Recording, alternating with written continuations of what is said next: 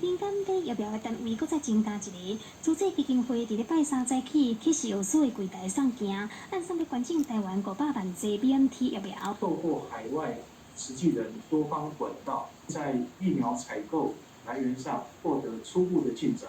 我们预期购买 BNT 德国原厂500万剂疫苗，今日已依政府相关法规与作业流程提出输入申请。